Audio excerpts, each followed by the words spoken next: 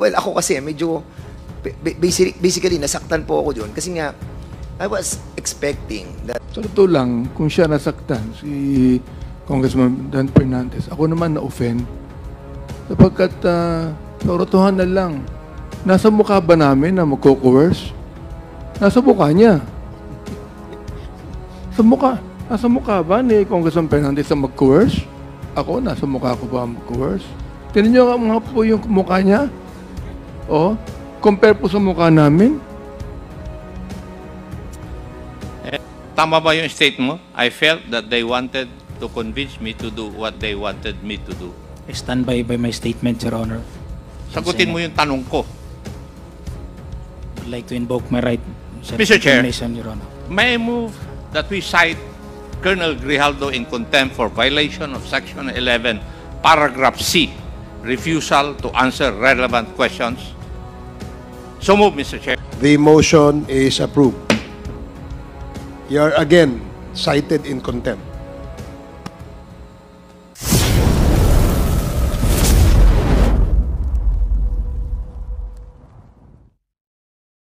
Is this the affidavit that you submitted to Senate, Colonel Grijaldo? Yes, Your Honor. Yes. And in your answer to the Honorable D.S. Suarez a while ago, you stated under oath that you stand by the truthfulness of your statements here in this affidavit. Tama po? Yes, Your Honor. Yes. And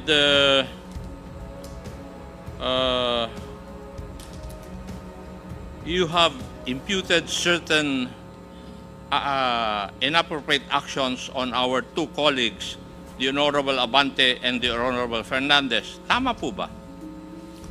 Your Honor, I will stand by my statement in the Senate under oath, That is and I not would an like to invoke appropriate- my right to self-incrimination, Your That Honor. is not an appropriate answer to my question. Ang tinatanong ko po is, dito sa mga statements mo na ito, you have imputed inappropriate actions by the Honorable Abante and the Honorable Fernandez. Would that be correct? Yes or no? Your Honor, I stand by my statement given at the Senate under oath, Your Honor, and I'll invoke my right for self-incrimination, Your Honor. Okay. May I ask the Honorable Abante and the Honorable Fernandez? Ngayon ako makaganti, Mr. Chairman. And if I may, let me remind the two congressmen that you are under oath. In the statement or sworn statement of Colonel Grijaldo, it stated here, number 4, after I answered questions related to extrajudicial killings and the reward system, I was approached by a security personnel while I was seated as one of the witnesses during the hearing. The said person told me that I was being summoned by Congressman Dan Fernandez. The Honorable Fernandez, do you agree to this statement? Yes, Your Honor. Okay.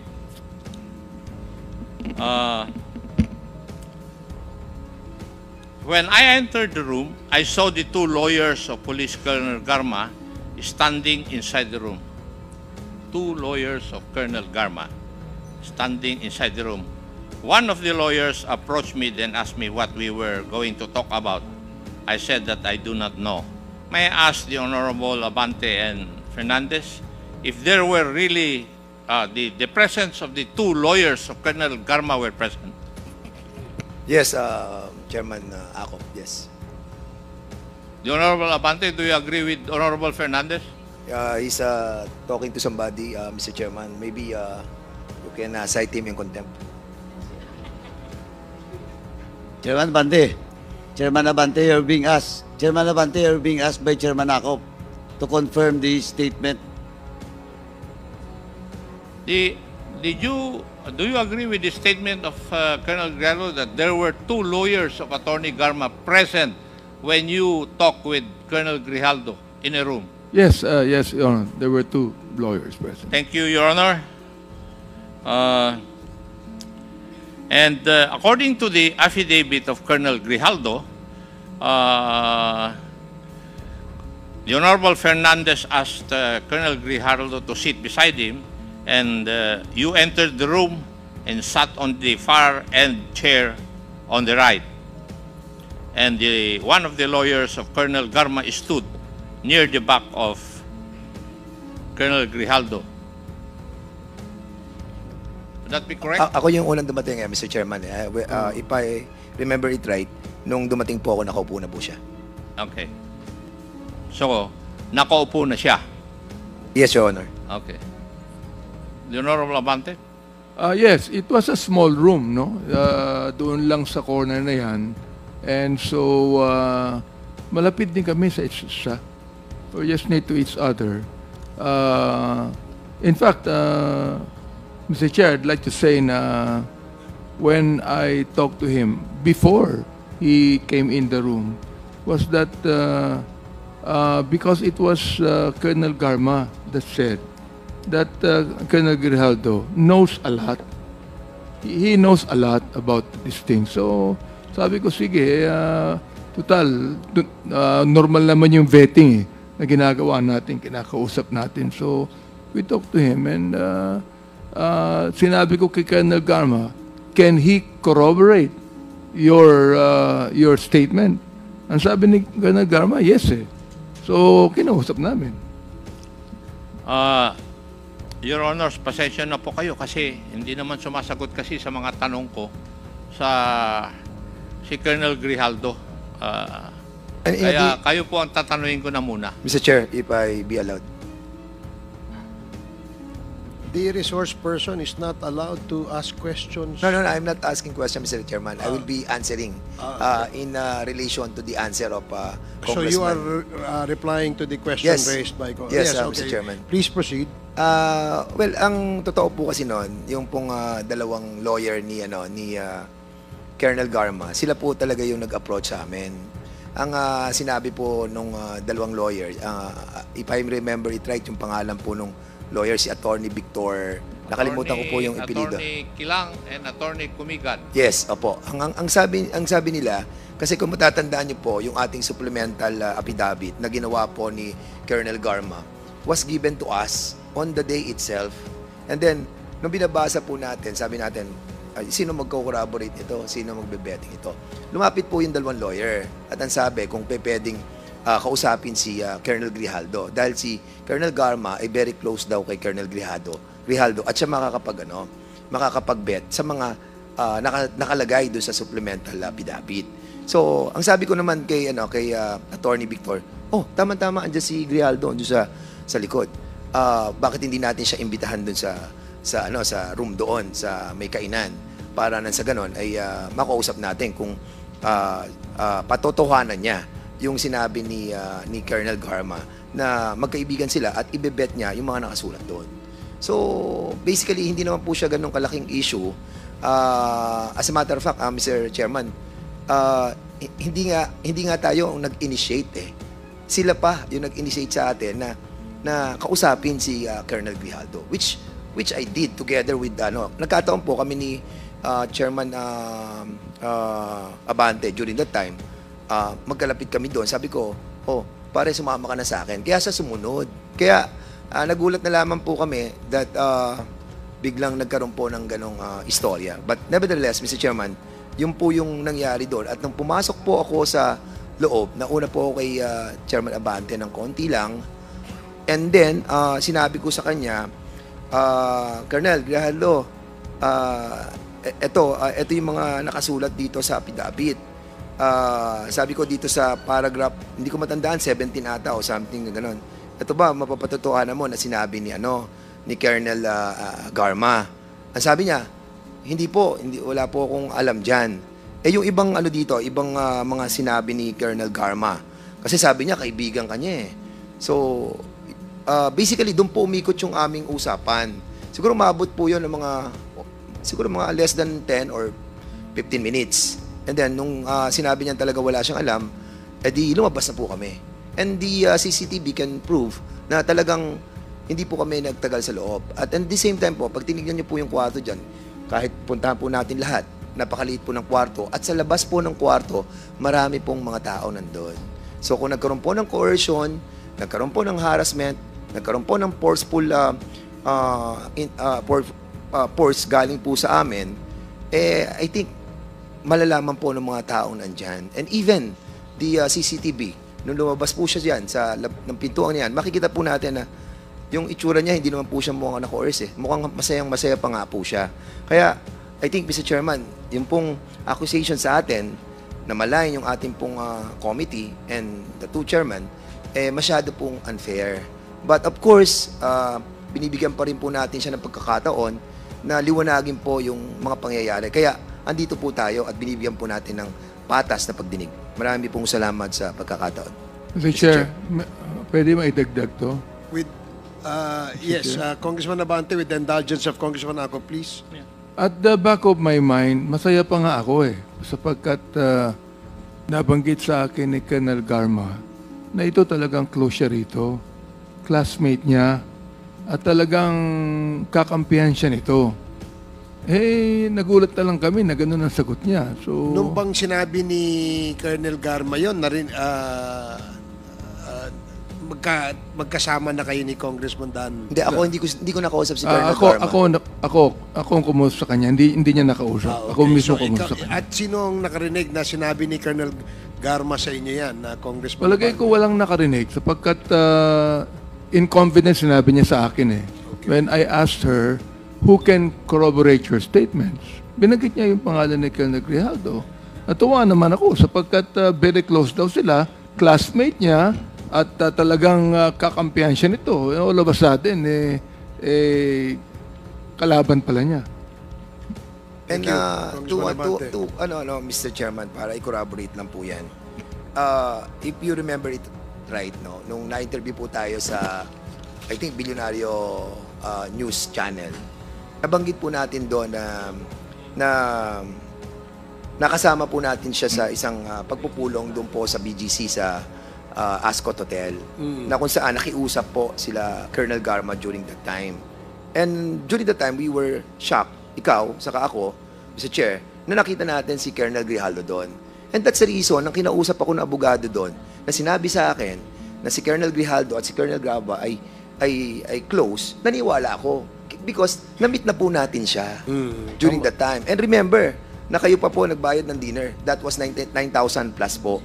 Kaya sinasabi ko po to, Mr. Chairman, because we wanted to ferret out the truth. And by doing that, we are initiating some form of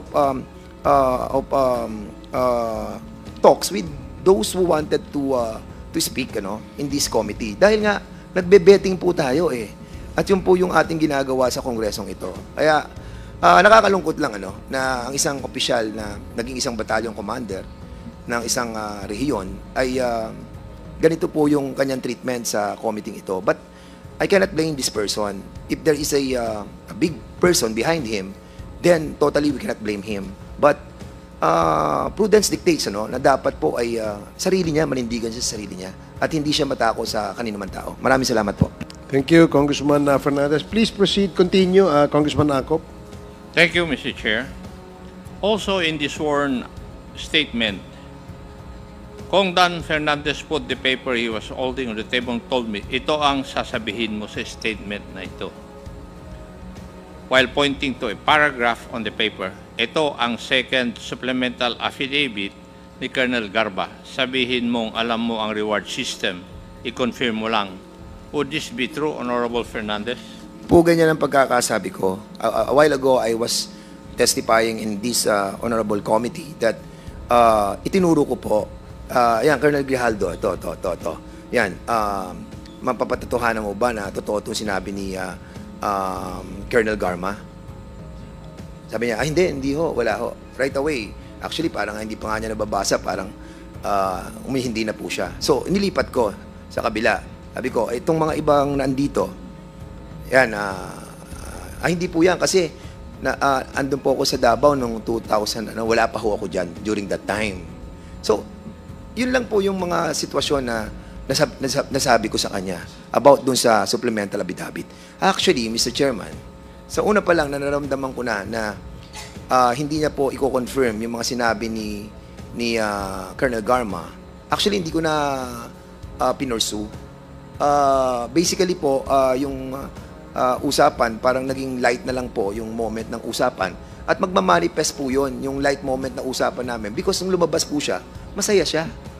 And we can even show yung CCTV na hawak po natin ngayon, na makikita natin that wala po sa facial expression niya na he was harassed.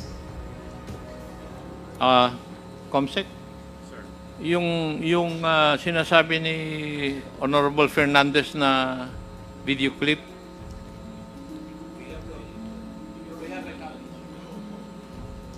Comsec floor. Do you have a Comsec. video? PM. O yan. Colonel Grijaldo enters the holding room. Enters. At 7:18:11 p.m., Attorney Rotsiv Comigat enters. At 7:19 p.m., Congressman Dan Fernandez enters. At 7:20:35 p.m., Congressman Benny Abante enters. At 7:35:35 p.m., Congressman Dan Fernandez and Benny Abante leave the holding room. At 7:36:14 p.m., Colonel Grijaldo exits with Attorney Kilang and Attorney Comigat. At 7:36:25 p.m., Colonel Grijaldo, all smiles, is seen conversing with Jimmy Fortaleza. I wished it. Sinungaling. thank you, Comsec. Yun pong kay Honorable Abante naman, paragraph 14 of the affidavit. Kong Abante asked me how many years do I still have with the PNP. I answered, I still have 4 years before retirement. Then he made the remark, pwede ka pang maging general. I humbly responded to him, masaya na ako sa ranggo ko, sir. Pagkatapos nito, uuwi na lang ako at magtatanim na lang ako ng kamote sa amin.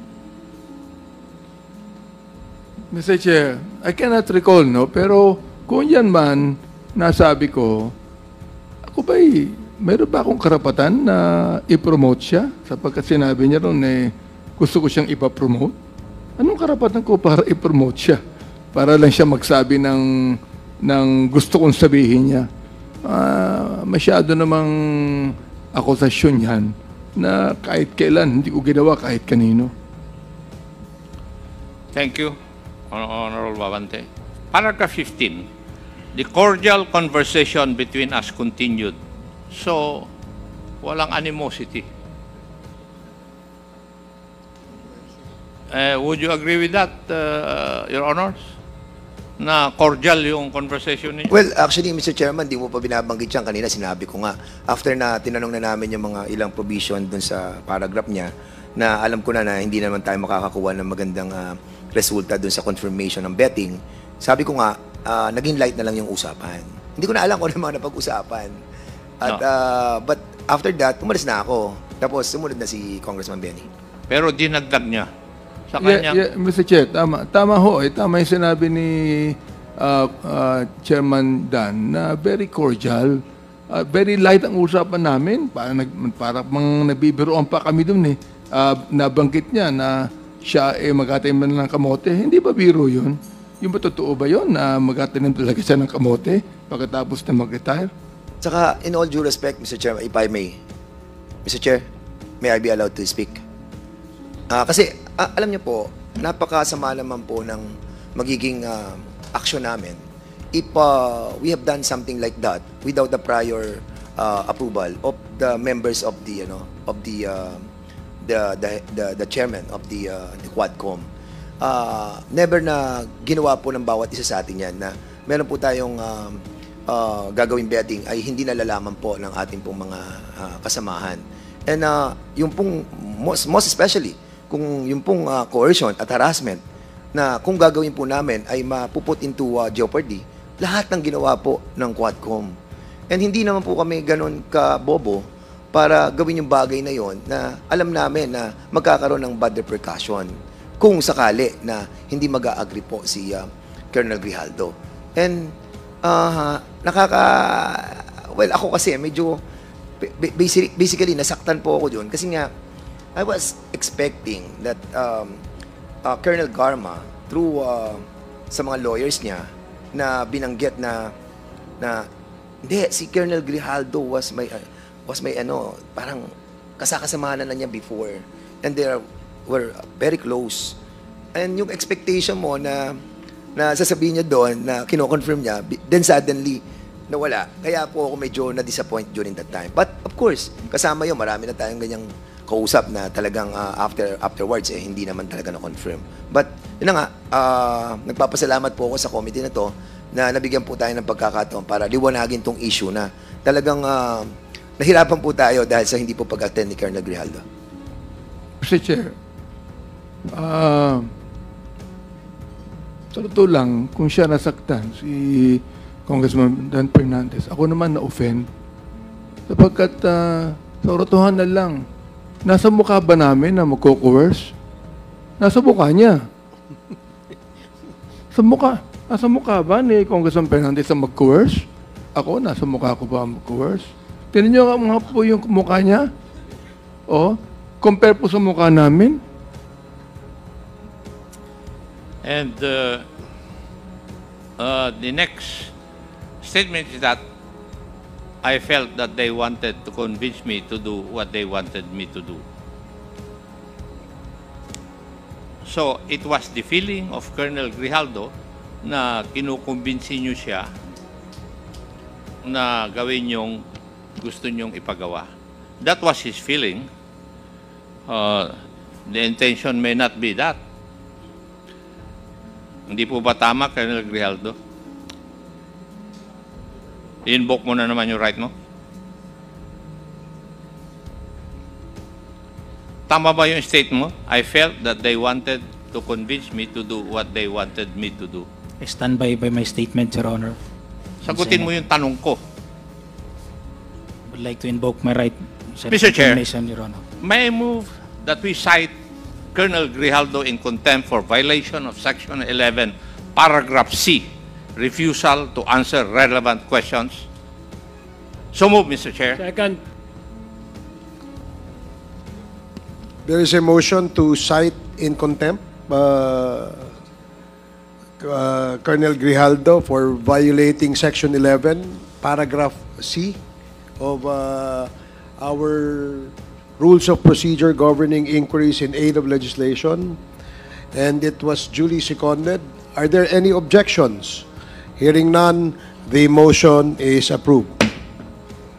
You are again cited in contempt. Mr. Chairman, Is Congressman Akop done with this interpellation? Mr. Chair, my motion needs another motion from any member of this committee because we have to determine where or what is the duration of his penalty and where he would be incarcerated. Mr. Chair. Is there any motion? Mr. Chairman, Congressman Congressman Paduano. while the rules of the House now with regards to Section 11, citing a resource person in contempt, the detention, no? The place of detention lies with of course, the chairman of this honorable committee. May I respectfully move, Mr. Chairman, that we will transfer, in this contempt order, I move that we will detain Colonel Grijaldo at para malapit-lapit lang sa batasan at Station 6, Mr. Chairman. So move, Mr. Chairman. Are you referring to Station 6 of the Quezon City, Mr. Chairman. Dito lang yan sa batasan. Okay, So move, Mr. Chairman. there is a motion to detain, transfer the detention of Colonel Grijaldo to Station 6 of the Quezon City, Police Station. Are there any second?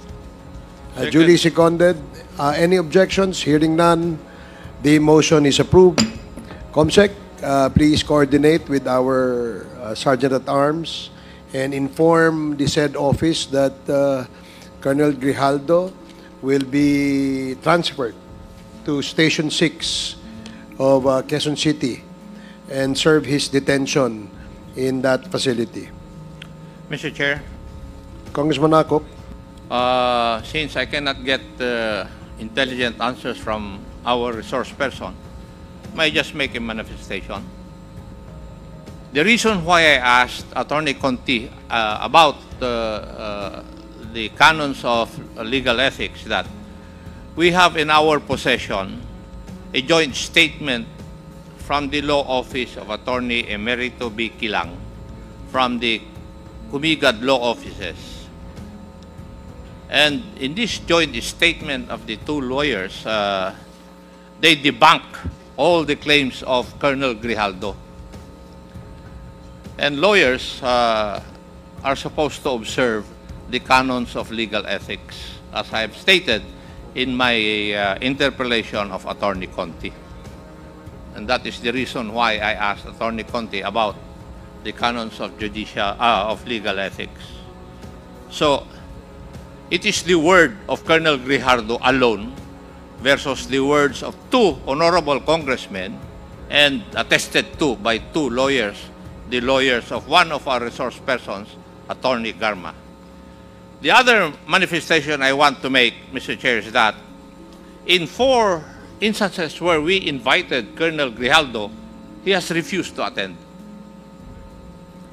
Ang timing po niya ng pagka-confine niya, every time na meron tayong hearing, if you look at the calendar of events. Kaya sinasadya niya na magpa-confine para hindi siya maka-attend ng hearing.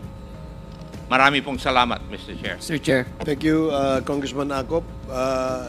may Yes, Congressman. I also make just a short manifestation as Okay. to avoid the public that because I get this impression, Mr. Chair, that our resource person, Colonel Grijaldo, wants to, at least impress upon the public that we are cornering him, that we are gagging up on him.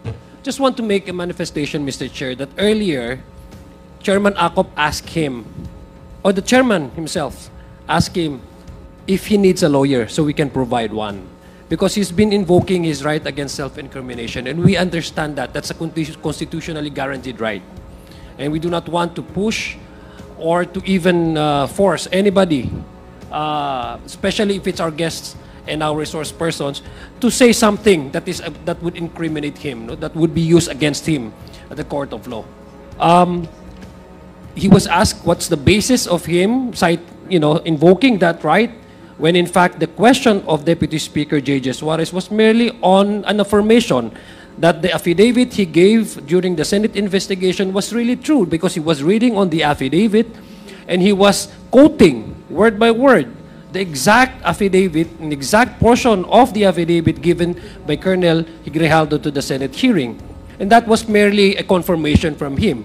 In fact, when he answered and replied to DS.J.J. Suarez earlier, his response is very much in conflict with the answer in itself. No? Sabi niya, I would stand by my affirmation, I confirm my affidavit which DS.J.J. was reading, and yet he says he invoked his right against self-incrimination. So he confirmed it, and yet he do not want to confirm it at the same time. So it's a conflict, no? Mismo sa sagot niya. That's the reason why Chairman Akop asked him what's the legal basis, what's his legal basis for invoking this right against self-incrimination.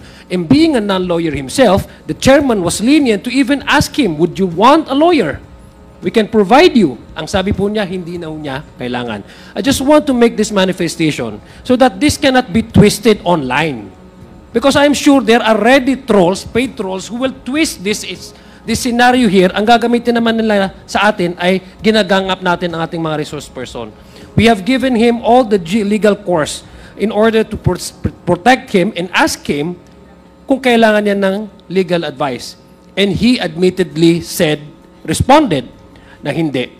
Having said that, Mr. Chair, I have one quick question that I'd like to ask Attorney Conti. Mr. Chair, if I may be allowed. Okay. Yeah, thank Go you. Attorney Conti, have you been in courts, no? I'm seeing may litigation, no? And you also present evidences. Minsan yung mga testimonies, ng mga affidavits, minsan in a manner of text message or mga video clips, no? Tama po ba? Yes, Your Honor. Video clips, text messages will be Yes. considered as electronic evidence. Yes, okay. Earlier, you watched the video clip kanina when Congressman, the Chairman Dan Fernandez and Chairman Benny Abante entered the room where Colonel Grijaldo was already inside, no? Nakita nyo naman po, no? Yung video kanina. Yes. And after a few minutes, they exited the same room. Tama po ba? Pagka, Yes, Your Honor, I yes. saw that. As a lawyer, based on your experiences in trial courts, no? Assuming that this is an evidence, and I presume this is an evidence, Mr. Chair, to prove that the two gentlemen here were telling us the truth and nothing but the truth, as opposed to the affidavit of Colonel Grijaldo. In your professional experience, having having seen all the evidences, in the context nung paghalimbawa itong pinakita as opposed to the affidavit ni Colonel Grijaldo, would you say that it's a normal reaction of someone who was forced to lie to come out with all smiles, magandang disposition, at nakipaghawakan pa sa former colleague niya? Is it normal for a behavior of a person, individual, who are let's assume na tama yung sinasabi niya, totoo, assuming without conceding that he was forced by two influential, because kung titingnan niyo, the two gentlemen outranked him in position. Court, kumbaga, kung sa basketball, ito, advantage na, court advantage nilang dalawa, nasa kwarto, sasabihin na itong gawin mo, magsinungaling ka, etc. based on his affidavit. Would that be a normal reaction of a person who was forced to say something, to lie before his teeth na magsabi na dapat ito ang gusto naming sabihin mo at alam niyang mali at hindi tama at kasinungalingan? Doon sa nakita mo, from your professional experience, would that be a normal reaction of someone who was forced to lie? Yes, Your Honor. Well, first, I cannot or I should not appreciate that as a lawyer. I should appreciate it as a normal human being. Your Honor, that kind of appreciation of, is this consistent with human experience? It would not be consistent with human experience to see someone coerced leave a room without any restraints at sasabihin na hindi siya na pinilit siya sa loob ng kwarto. So it would be inconsistent with what we have seen. And Your Honor, this kind of evidence will only prove that, however, on the other hand, that these gentlemen went into the room, left the room at these times, and the last person to leave the room was Colonel Grijaldo without anyone keeping him in detention. So yung, kumbaga, ang maiisip po kasi ng karamihan, yung parang restraint is parang inaresto ka. His freedom to leave the room without any pressure or even without the presence of the two others. I think the two lawyers were still inside the room. We did not see that in the video. It would say that Colonel Grijaldo was not under arrest. To an extent, as a human being, I would say he was not under duress. Thank you for that response, Attorney Conti. In fact, Mr. Chair, the responses and the explanation of the two gentlemen, the two chairmen, was actually believable because based on sa mga responses niya, wala naman, it was plainly evident, paglabas nila, it reinforces yung mga sinasabing, yung atmosphere doon sa kwarto ay hindi naman ganun intense, no? Kasi nung lumabas sila, hindi naman for few minutes, so parang ordinary day lang. As opposed to Colonel Grijaldo, who was, I suspect, parang masyado siyang, sabi niya, may reflection pa nga eh, nag-quote pa nga siya ng Biblia. And he even went to the Senate to testify before the whole country watching that he was forced to say something and to lie. Ganon yung impact nung sinasabi niyang coercion na ginawa ng gentleman. And yet, when we look at the video, watch the video, it seems as an average-minded person hindi po normal na behavior ang isang tao na he was forced to lie, he was coerced, under duress, tas lalabang with all smiles at nakangiti. Sir Chair. Yun lang. I'd like just to make that manifestation because again, I don't want to impress upon the public because there's an attempt, really, by this research person na i-twist itong nangyayari sa atin tapos may mga patrols na naman na ready to debunk all the truthfulness of whatever we have gathered here in this committee hearing tapos ito twist nila that we are ganging up on him, Mr. Chair.